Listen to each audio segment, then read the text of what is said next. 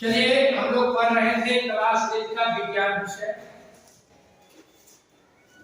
अध्याय 17 किशोरावस्था की ओर। भाग 1 पढ़े थे हम लोग, किशोरावस्था का परिचय प्राप्त किए थे।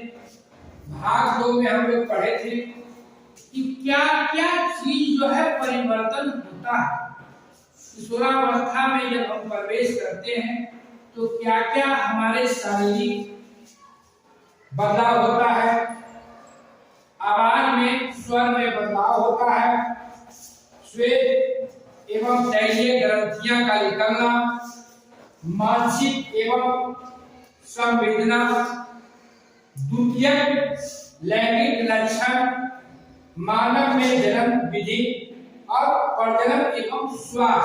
इतना चीज पढ़ना है किशोरावस्था में बदलाव के बारे में। ऐसे तो बहुत से और बदलाव है। जब ऊपर की क्लास में आप जाएगी 10th में और 12th में जब जाएगी, खासकर जब बायोलॉजी आप पढ़ेगी तो इसमें विस्तार पूर्वक पढ़ना होगा आपको।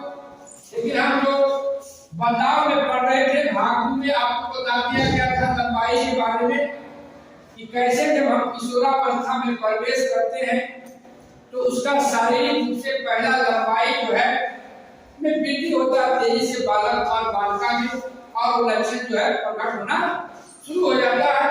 तो आपको क्रियाकलाप भी हम लोग किए थे कि अभी तो वर्तमान में आपकी लंबाई कितना है, और फिर जब किशोरावस्था को पूर्ण करती है, पूरा करती है, 18 वर्ष तक जाती है तो आपकी लंबाई और कितना होगा, क्रियाकलाप से शुरू होगा। आप लोग पढ़ना है शारीरिक बनावट के बारे में, है ना, कैसा उसका शारीरिक बनावट होता है, शरीर का आकृति, है ना। आप देखिए चित्र को देख रहे हैं, चित्र देख रहे हैं ना, है? तो देखिएगा चित्र जो देखिएगा तो आपको पता चलेगा। पहले आप बच्चा थे, आपको बताया गया था कि जब जन्म लेते हैं आदमी, जो जन्म लेता है तो कई अवस्था से गुजरना होता है ना। शैशवावस्था, जो माँ के गोदी में रहते हैं, खेलते हैं, दूध पीते हैं, है ना, शैशवावस्था। फिर क्या होता है, बाल अवस्था में चल जाते हैं, खेलने कूदने वाले उम्र में चल जाते हैं ना, बाल अवस्था। बाल अवस्था के बाद क्या आता है, किशोरावस्था, है ना। उसके बाद फिर हम चले जाते हैं किशोरावस्था के बाद प्रौढ़ावस्था, है ना। तो शारीरिक बनावट में इस तस्वीर को जरा गौर से देखिएगा। एक लड़का का तस्वीर, अच्छा एक छोटा बच्चा जैसा लग रहा है कि लड़का किशोर जैसा लग रहा है, किशोर जैसा लग रहा है। तो देखिए एक क्रियाकलाप, फिर क्रियाकलाप 3 है। इस ढंग से आप लोग अपने कॉपी पे तालिका को बनाइए, सब लोग अपने अपने कॉपी पर बनाइए तालिका को। इसमें लिखा हुआ है अंगों का नाम, फिर है बालक और किशोर, बालिका और किशोर। यहाँ समझिए इधर, आप पहले बच्चा थे, छोटा, तो तुम्हारा हाथ पैर, है ना, हाथ पैर, गर्दन, गला, चेहरा कैसा था। तो पहले आप लोग सब अपने अपने शरीर का अंग का नाम लिखिए। अंगों के नाम में हम लिखे चेहरा, पैर और आवाज। और आप बढ़ाइए शरीर का जो अंग है ना, सारे अंगों का नाम पहले लिखना है ना। अंगुली का लिखिए, है ना, बांह का लिखिए, है ना, कंधा का लिखिए, है ना। सबका नाम आप लोग अपने से पहले इसको भरिए, ठीक है। उसके बाद जब इस कलम को पूरा तैयार कर देते हैं, अपने शरीर का टोटल अंग का नाम लिखना, है ना। आप तो परिचित है, खुद से पढ़ाया गया है। देखिए बच्चा क्लास में भी पढ़ाया, शरीर के अंग के बारे में पढ़ाया था, है ना। आप लोग को भी बताया गया, आप लोग जानते भी कि शरीर में कुल कितने अंग होते हैं, उसका नाम को आपको लिखना है। और नाम लिखने के बाद आपको अपने से इस कलम में लिखना है। समझ रहे बात को, जब बालक थे तो मेरा चेहरा कैसा था, बालक थे तो चेहरा कैसा था, है ना, माने लड़का कैसा चेहरा था, छोटा होगा, बोलकर छोटा, है ना। फिर जब किशोर लड़का हो गया तो चेहरा कैसा होगा, थोड़ा बड़ा हो गया, है ना, बड़ा हो गया चेहरा। और उसी ढंग से फिर लड़कियां जब छोटा लड़की होगी, बालक होगी, आपको किशोर, है ना, बालिका, है ना, मतलब 3-4 साल का होता तो क्या होगा, मुंह छोटा छोटा, है ना, प्यारा सा बच्चा, प्यारा सा बच्चा होगा ना। अब फिर जब किशोरी हो गया तो क्या होगा, फिर उसका क्या होगा, चेहरा का क्या होगा, बड़ा बड़ा। तो इस क्रियाकलाप को करने के बाद ही हमको समझ में आएगा। तो सभी बच्चा, लड़का और लड़की जो है इस कलम को बना के और इसको लिखना, तब आपको समझ में आएगा कि क्या शारीरिक बनावट में क्या क्या बदलाव आता है। इसे देख के पूरा हो गया तो मेरा केस को है ना। अब इसमें है फिर जब गण का नाम लिख देगी तो आपको समझने में आसानी होगी। फिर कहता आवाज, आवाज में क्या होता है, जब छोटा बच्चा रहता तो कहता है कि बहुत मधुर आवाज है, बहुत मीठा आवाज है ना। लेकिन जैसे जैसे बड़ा होता है, किशोरावस्था की ओर जब जाता है तो उसका आवाज क्या रहता है, कर्कश आवाज है ना, क्या रहता है, कर्कश मतलब। लेकिन लड़कियां का आवाज वह मधुरी है ना, लड़कियां का आवाज मधुरी है। इसके पीछे कारण जब आप पढ़िएगा, जैसे आप बताएं कि आगे जाएंगे तो आप विस्तार से पढ़ेंगे। यहाँ देख रहे हैं ये, इसको क्या कहते हैं, क्या कहते हैं, कौन, है ना। तो ये देख रहे हैं तो लड़का में दिखाई देगा और लड़की में दिखाई नहीं देता। जैसे लड़ परेशान की लड़, देखिए परेशान का, देखिए ये है ना, इसको क्या कहते हैं, स्व ग्रंथि है ना, कंठ को। ये क्या होता है, जब किशोरावस्था में आता है ना, तो क्या होता है, ये बढ़ जाता है, क्या होता है, बड़ा होता है ना। इसको इंग्लिश में हम लोग बोलते हैं लैरिंक्स ग्रंथि बोलते हैं, है ना। स्व ग्रंथि क्या होता है, लड़का में बड़ा हो जाता है ना। और लड़का की अपेक्षा लड़कियां में क्या होता है, छोटा, उसका दिखाई नहीं देता, होता है दोनों में। ये जो ग्रंथि जो होता है दोनों में होता है, लड़का और लड़की दोनों में होता है। लेकिन क्या होता है, लड़कियां का क्या होता है, छोटा होता है, जिसके कारण वो बाहर से दिखाई नहीं देता है। और लड़का को पड़ जाता है तो उसको दिखाई। इस तरह से आपको ये हुआ।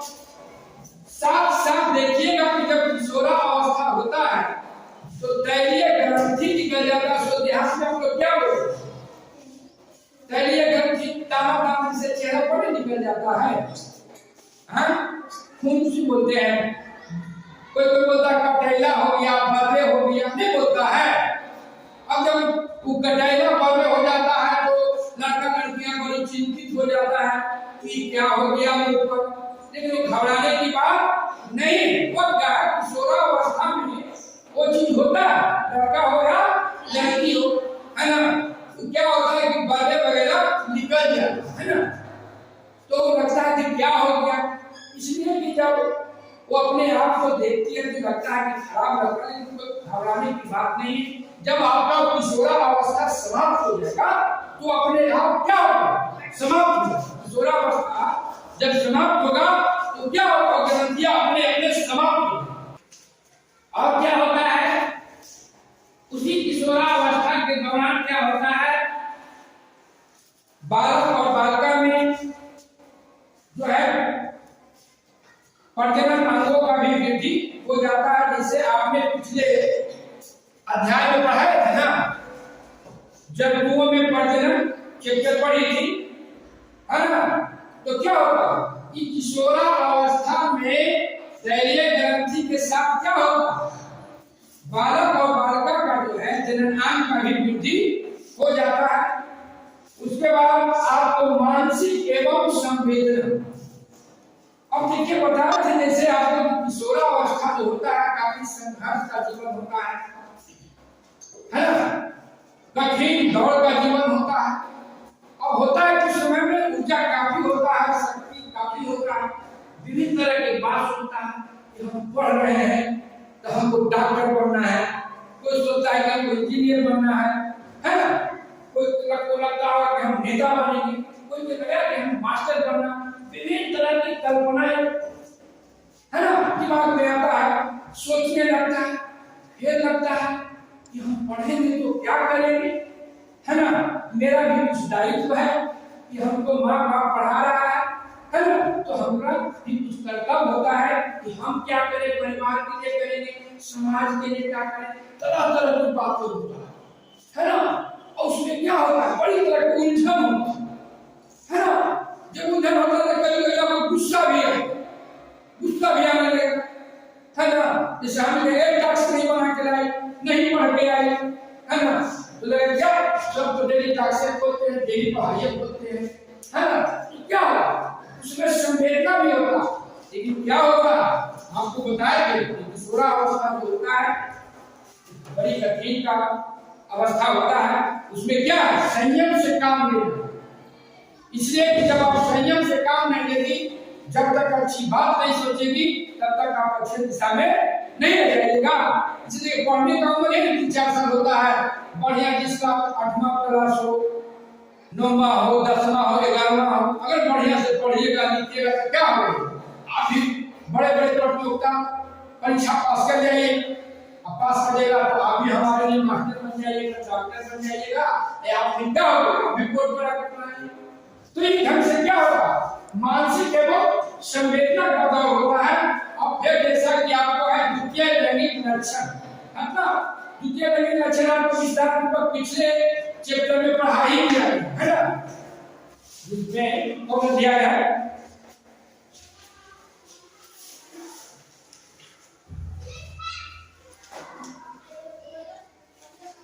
अध्याय 15 में आपको पढ़ाया गया था जंतुओं में प्रजनन, इसमें बताया गया था कि इसी से संबंधित है आपका जो छठा पॉइंट है द्वितीय लैंगिक लक्षण।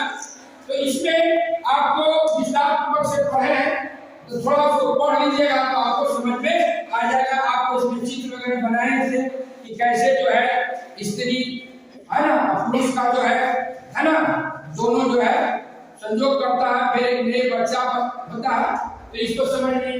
फिर है प्रजनन एवं स्वास्थ्य, है ना, स्वास्थ्य सबसे बड़ा चीज जो है कि सारी चीज तो है उसको समझना है, आगे के क्लास में समझेंगे, लेकिन सबसे बड़ा है स्वास्थ्य, है ना, कि किशोरावस्था में बच्चों का लालन पालन भरण पोषण अगर अच्छा होता है तो बच्चा क्या होता है, बहुत अच्छा होता है। अगर उसका लालन पालन देख पालन पोषण और अगर बढ़िया संतुलित आहार अगर नहीं मिलता है तो क्या होगा, वो बच्चा जैसा होना चाहिए वैसा नहीं होगा। कई तरह के जो बीमारियां हैं उसका क्या करेगा, आक्रमण करेगा, शिकार होगा, और उसका क्या होगा, ये जो किशोरावस्था को सुंदर तरीके से गढ़ना है, बनाना है, वो नहीं बन पाता है ना। तो इस तरह से आपको आज जो है भाग 3 में हम इतना ही समाप्त करते हैं, और साथ साथ हम देखेंगे फिर कि कैसे हमारा जो है इस किशोरावस्था को बेहतर बनाने के लिए स्वास्थ्य के प्रति हम कौन सा जो है तरीके अपनाएंगे, क्या क्या हम खाएंगे, कौन सा हम योगा करेंगे, है ना। इसलिए देखिए सरकार भी जो है आपको जो बच्चे पढ़ रहे हैं मध्याह्न भोजन पीएम पोषण योजना है ना, अंडा देता है, हरा सब्जी दे रहा है ना, अब नाश्ता का भी बंद होने जा रहा है। इसलिए यह जो बच्चा किशोर है, जो बच्चा पढ़ते हैं उसका किशोरावस्था का विकास अगर अच्छा होगा तो एक बेहतर नागरिक बनेगा। तो आज इसी के साथ इस क्रियाकलाप के साथ हम लोग जो है इस भाग 3 को समाप्त करते हैं।